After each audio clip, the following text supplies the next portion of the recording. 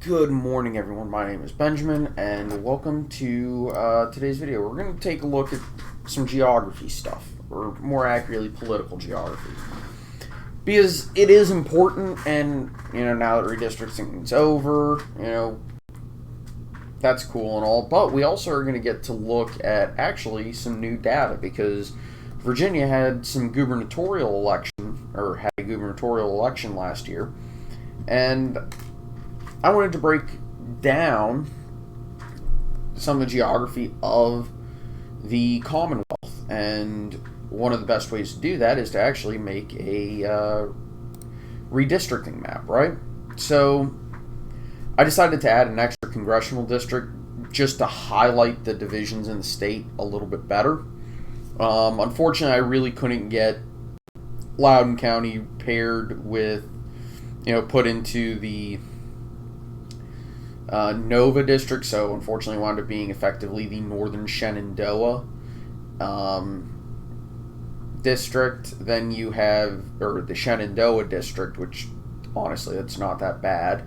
Then you have the 6, which is kind of the upper Blue Ridge and foothills of the Appalachians, because it goes right up to Charlottesville. And to say that this part isn't close to or part of some of the furthest reaches of the Appalachians and the foothills, it's part of the Piedmont, a lot of it, but up here you're definitely in the mountains. The 9th is absolutely just the mountain district, and it doesn't really change despite the fact that we are changing some of the population, or reducing the population per district. In terms of its geographic area, it doesn't really change from its actual current map that's going to be used in November. The 5th and the 4th kind of both combine to be south side, though some south side extends into both the 1st and the 6th, kind of in this general area. Then you've got the 2nd district, which is even more pronounced, just the eastern shore and Virginia Beach, extending over close to Williamsburg. The 4th is like this, and the same with the 3rd. 3rd is Hampton Roads, Newport News, which is compact, which is great, but it's also a VRA district, same as the 4th. The 4th is also a VRA district. And those are the 2 VRA districts in Virginia, 2 that you can actually really form. Then you get up to Nova, and yeah. And then the 7th is, while it's definitely in a no man's land in Virginia, at least, it at least is compact. So it's kind of that area between southern Virginia, the mountains, and Nova. It doesn't really fit into any of them, so you get elements of all of them in there, which is actually kind of neat. And it has Charlottesville.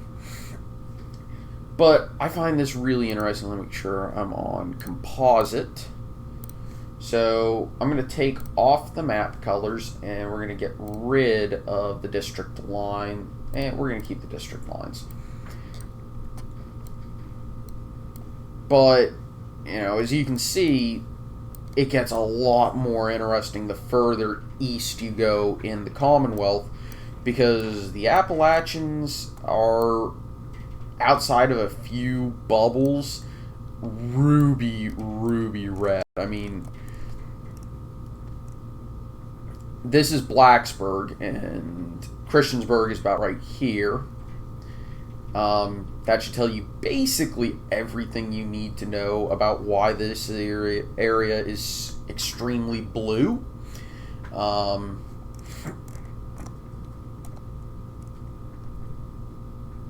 then you have one of the quirks of Virginia geography, small independent city that is pretty politically split. Also, there happens to be a university about right here. So, yeah, that explains the split, in that the people who actually live there permanently tend to be over here and tend to be Republican. The people who live over here tend to be transitory and Democrats. Then you go down to Roanoke, right about here. That should give you everything you need to know about why that area is blue, as it's a large city. This is Danville down here. If I remember correctly, Martinsville is right here somewhere. Then you've got Galax, and Bristol is kind of a really weird one in that Bristol is a decent-sized city that is super Republican. When I say city, I'm using it in the Virginia sense, not not what most people call a city. Then you got Charlottesville up here, and Albemarle County is really weird in that it is extremely blue, even though outside of Charlottesville, it's very rural. It's rural outside of Charlottesville, and I'll call them suburbs. A handful of independent cities all along the Shenandoah, Winchester, for example. And then, of course, you've got Covington over here, which weirdly has a blue precinct in the composite. Then you go over here to Hampton Roads, and then Williamsburg is over here. The big blue spot that is Richmond, and then this is like the Peterstown. There's a few other cities in there. I don't remember exactly what they're called. Kind of embarrassing. And then, of course, you go up to the bright blue spot that is Nova. So, using that, we can then look at how things have changed. We're going to start from the earliest data set that is just one single election, which is President 2016. You notice quite a few areas actually got lighter red. In some places in the Appalachians, if we look in on the New River Valley, this area got a lot more blue.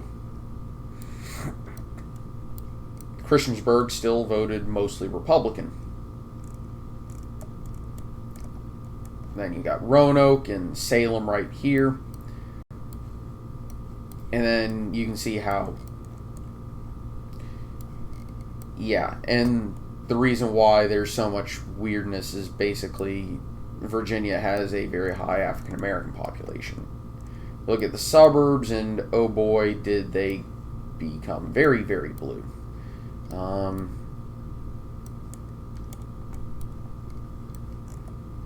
Hey, look at all this, and even Virginia Beach is like, no, thank you. And then the Eastern Shore like that, and then we look up at Nova, and actually I'm kind of surprised at how consistent this was Republican, even in 2016. But then you go to the gubernatorial election in 2017, which had I want to say it was Gillespie, who kind of didn't do very well. Case in point, we go to the New River Valley, and look, even Gillespie lost a precinct in Christiansburg that Trump in 2016 didn't. I think there was a blue precinct in Salem, but there's a lot less red around Roanoke, and the red there is, lighter. You look at the Eastern Shore and Virginia Beach, that's pretty bad for the Republican, and even the Republicans usually win a handful of precincts in this area. Well, I should probably also zoom in on Nova, and that's a lot lighter, and there's a lot less red. Move up to Senator in 2018, and this was Corey Stewart showing why Trump is not a good candidate for Virginia. I mean, gets crushed in Virginia Beach. Corey Stewart basically tried to pull off Trumpism without being Trump, which, I think he straight up just lost Christiansburg, which is kind of hard for Roanoke or for a Republican to do. If a Republican is losing precincts out here, near Buchanan County and some of these others like Tazewell and Bland, or coming even close to it, that's a problem. that is a problem. That just shows you how bad Corey Stewart was. And you look at Nova, he just got completely crushed. Precincts that are normally Republican in Nova, nope. These are normally Republican, nope. You go to Richmond, that's really bad. And this just shows you that the problem that Republicans really need to do well in these suburban, exurban towns out in Loudoun County. Some of Prince William, I forget what that one is. I want to say Fauquier. Or I've heard it called Fauquier, but if I remember correctly, it is actually called Fauquier, but it definitely sounds wrong if you mispronounce it. This is just a terrible map. And the other thing is it kind of shows you where people live, obviously, because most of these are mid-sized districts geographically, but the large ones are here. And then this is also pretty rural, but it's still about the same size as these, showing there's decent density. Then as you get closer to DC, the districts get a lot more compact. The third is the only one that's really comparable to Nova in terms of population density. Then Senator in 2020. This one was actually a little bit... I'm trying to remember if it was better or worse for the Republican. But yeah, again, not even really winning Christiansburg. There's a lot more blue in Roanoke and into Salem, which a Republican not doing well in Salem is a problem, because Salem is usually reliably Republican. But up in Nova, who was it in 2020? Who was our candidate? It was... I know the guy's name. I can't remember. But as you notice, it did a little bit better in the suburbs. And it did a lot better than Corey Stewart for sure. But it's definitely an improvement over the 2018 performance. But still problems in areas that probably shouldn't have problems in. And the Republican candidate didn't really have that much appeal or really name recognition, to be honest with you. Then we go to the president in 2020, and, well, he underperformed Donald Trump, which was really hard for a Republican to do in 2020. Trump won Christiansburg, case in point. Competed somewhat in Danville, and then we go... Didn't do very well in the suburbs, obviously. If I remember correctly, he lost Virginia Beach, but just barely.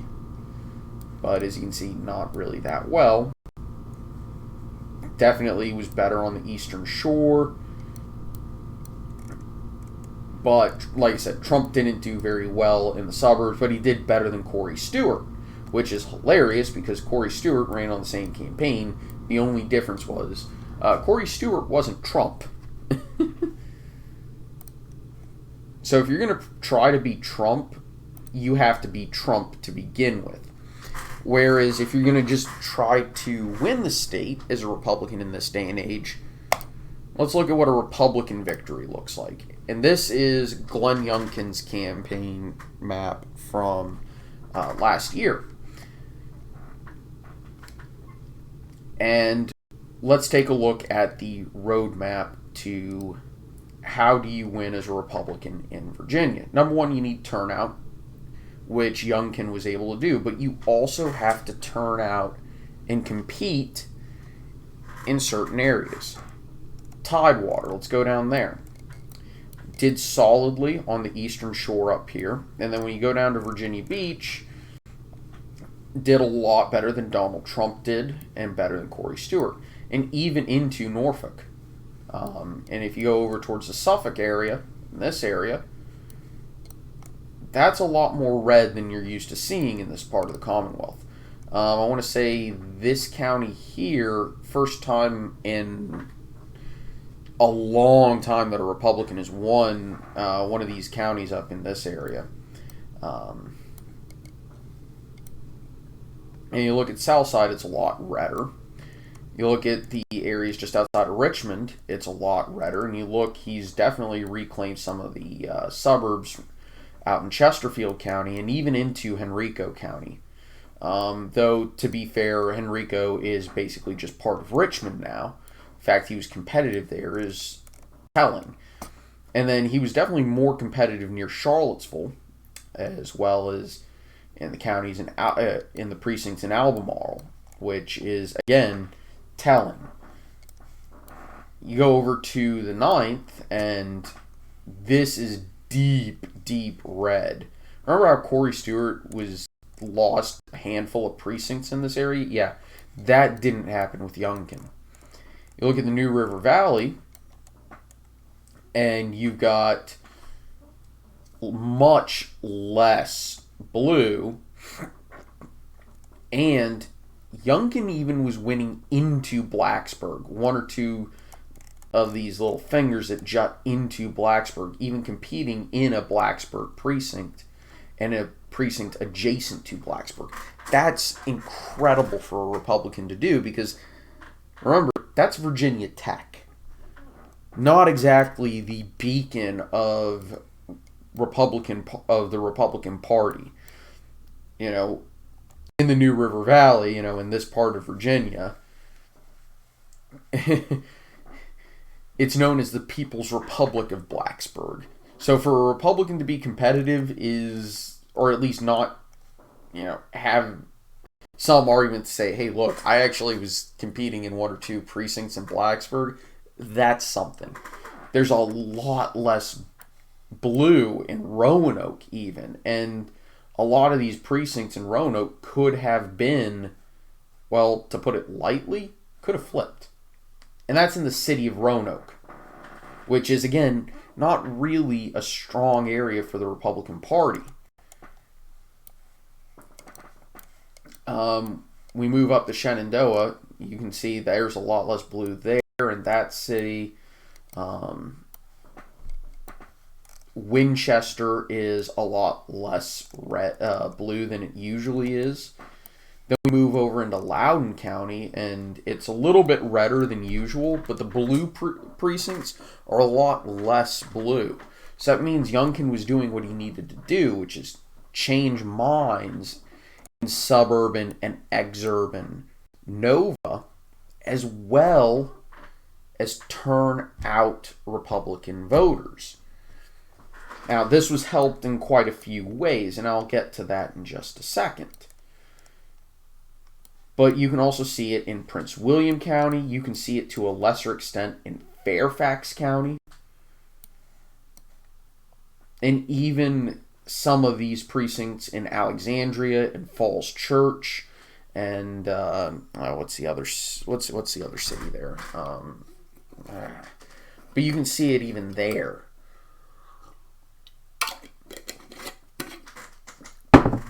So, what happened between 2020 and 2021? Well, the first thing was Trump wasn't on the ballot.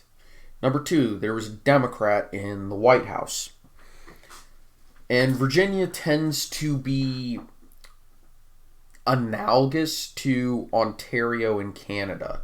For those of you who don't really know, Ontario usually elects a premier from the opposite party of whoever is prime minister. And a premier is just the equivalent of a governor. It's a pretty big historical trend. Virginia is kind of the same, actually, in that we elect a governor the following year who tends to be of the opposite party of the president. And it's been a trend for a long time. One of the few exceptions was Terry McAuliffe winning in 2013 right after Barack Obama won re-election. And this election should have been McAuliffe being able to pull off that trick again because Virginia is much bluer than it used to be back when he first pulled off that trick. The problem was that McAuliffe has a problem. And he ran a poor campaign. So what was his problem? His first problem was he tends to gaffe a lot. He makes a lot of unforced errors on the campaign trail. Kind of like Biden does. Except for Biden, you can joke and say, well, it's laughable, it's funny, it makes him relatable. With McAuliffe's gaffes, they're not any way close to that. They tend to be big errors, and that's all it is errors that are embarrassing and they're not really helpful. They're quite the opposite. The second problem he has is he ran a pretty bad campaign. On the flip side, you had Glenn Youngkin, a first-time candidate with a really polished image, no scandals to speak of. And trust me, if he had a scandal, McAuliffe's team would have found it. Because McAuliffe, if y'all don't remember, was the one who convinced the Clintons to pick Tim Kaine as running mate in 2016. Another former governor of Virginia and a current senator from Virginia. In addition, McAuliffe and his team were really good at finding dirt on people. It just is a thing that, anybody associated with Clintons is really good at. So the fact he couldn't find any scandals tells you everything you need to know about Glenn Youngkin. But Youngkin had the right idea. He was going to campaign on kitchen table issues, and that was everything. He was going to campaign on taxes, on spending, and on education. That was going to be his core of his campaign. And he was going to stick to the book. And he was going to stay on message. Because he realized that if he got baited into going off message or into turning it into a mudslinging campaign, he can kiss the suburbs goodbye. He can kiss winning the election goodbye. So he ran a very effective, very efficient, and very disciplined campaign. And that didn't help McAuliffe. And it really helped Youngkin. Because McAuliffe tried to drag the campaign into the mud. And the way he did it was by trying to associate Youngkin with Trump. And Youngkin said, during a debate, Youngkin made a joke and said, one betting site was putting an over-under on how many times you would mention Trump in this debate, and we're about 5 minutes in and you've already blown past it. And that pretty much says everything you need to know about that strategy. Because what Youngkin was saying there was, you're the only one trying to tie me to Trump. I'm trying to run as myself. Yes, the guy endorsed me, but that doesn't mean I'm going to stand next to him on the campaign trail. He's his own person. He can endorse me if he wants to. He can dance if he wants to. He can leave his friends behind. But if his friends won't dance, they won't dance, then they're no friends of mine. I'm sorry for that joke. But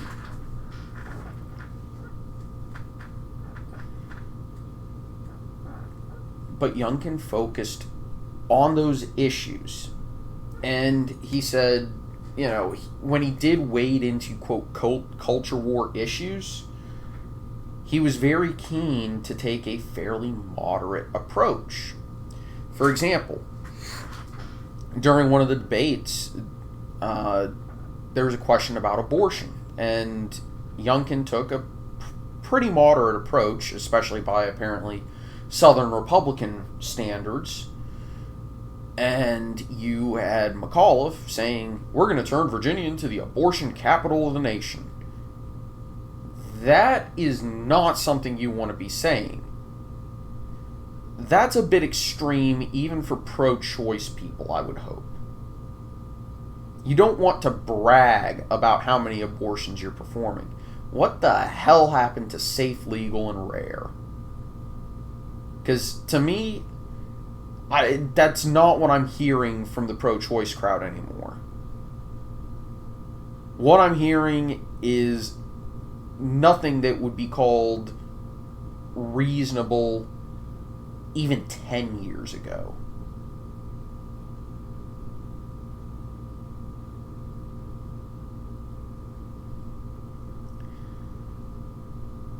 But yeah, so there was a debate out in Grundy, and by the way, if you can find, a way to help the people of that county, Buchanan County, and the neighboring county in West Virginia, McDowell, if you can find a way to help the people of those counties out, they just recently had a ton of flash flooding. A lot of homes were destroyed. A lot of people's lives were, severely affected.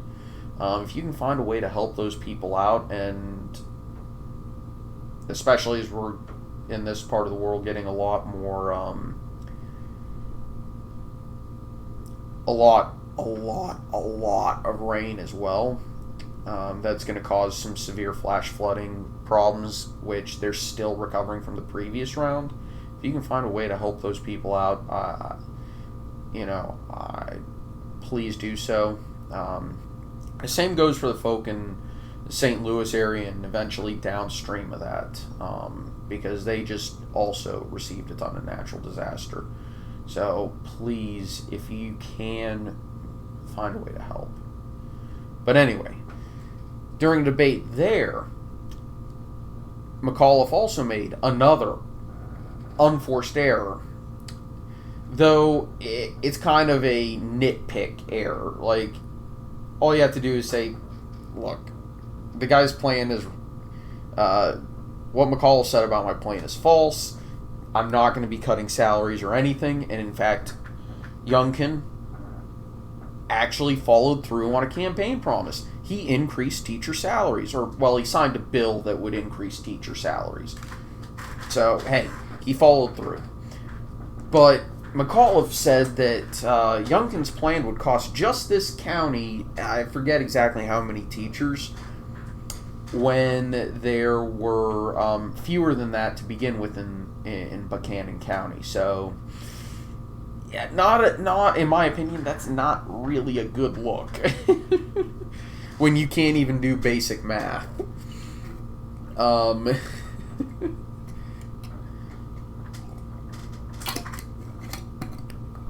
But then, in the next debate, McAuliffe made the worst possible unforced error you could make. Because he was on a kitchen table issue that was in the spotlight of the campaign, and it was an issue that a lot of people cared about. Particularly in counties that McAuliffe needed to win, or more accurately, he needed a certain percentage in these counties in order to win. Those being Loudoun, Prince William, and even Fairfax counties, as well as the Richmond suburbs and Henrico and Chesterfield, as well as down in Virginia Beach and the Tidewater area, even into Norfolk, Suffolk, and I want to say York counties, and in the Williamsburg area. In those areas, as well as less important in terms of overall population weight, Christiansburg in the New River Valley, as well as Roanoke and Lynchburg as well. Lynchburg matters. So he made an unforced error on a key issue of the campaign that was in the spotlight in that moment and would be most detrimental to the demographics that he needed to dominate in the locations he needed to dominate in. And that was, of course, the famous quote that Youngkin pretty much literally turned into a campaign ad. And that was McAuliffe saying, I don't believe parents should be in, I don't believe parents have a right to tell, a right to state what their kids should learn in school. Something along those lines. I forget exactly what the quote was, but it was basically, I don't believe parents should have a say in their kids' education. And that's an issue that Virginians have always cared about, is education. You know, Virginia has always prided itself on having one of the best education systems in the country.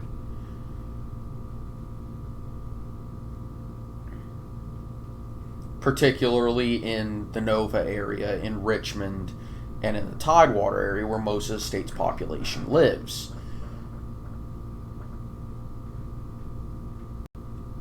But here's McAuliffe saying, no, parents, we will take care of education, you shut up and deal with it. Because that's effectively what he was saying. Now, he didn't say it with as much tact. Now, he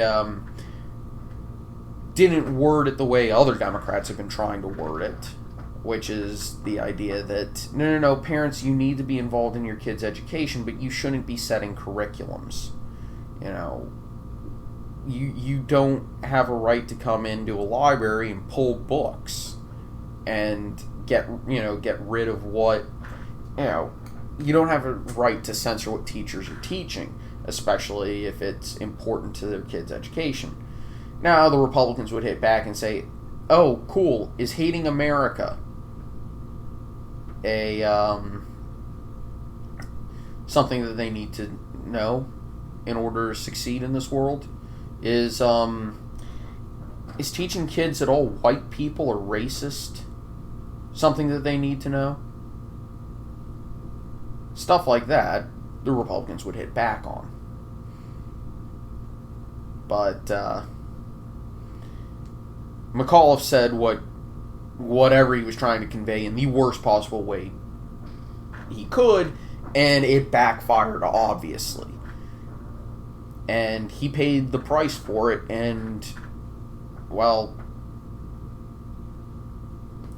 Youngkin's now starting to build a network that many people think is hinting at a future presidential run. And here's the truth. I think if Youngkin can get through a primary, he would probably win. He would probably be able to win the presidency. And here's something that might be even more shocking. I legitimately think that he would be a lot more competitive nationally than a lot of Republicans. I think he'd be a better candidate than DeSantis, to be honest, if he could get through a primary. Because DeSantis would probably be able to win the presidency against most candidates. I think he'd be able to drive turnout in the same places Trump could in 2016 while not losing as badly in some of the suburbs. Youngkin would do very well in Virginia, but that's the thing. His ability to compete in the suburbs and exurbs would help in Pennsylvania. And of course, Democrats would try to tie him to Trump, like they're going to try with every Republican. But Youngkin's going to basically say, you know what? You try that. And hey, if you could, make sure to play those ads in rural areas. I'll focus on the suburbs. And he's going to use the Democrats' ads against them because it's going to drive up turnout in the rural areas because he's going to say, whatever, while he's focused on a suburban campaign. And that could really help him in a place like Pennsylvania. That'll definitely help him in New Hampshire. Probably help him in Minnesota. in Wisconsin, in Michigan, definitely in Ohio, down in Florida. It'd tremendously help in Texas. It'd help in the desert Southwest. And it would help just in general across the nation. Now, it wouldn't be enough to flip a traditionally blue state, like, say, Maryland, but it would definitely lessen the popular vote blow in a lot of places, to where I think Youngkin would stand a good chance of winning the popular vote. But anyway, I think I've rambled on for much too long, so take it easy, y'all. Have a nice day, and I'll see y'all next time. Bye-bye.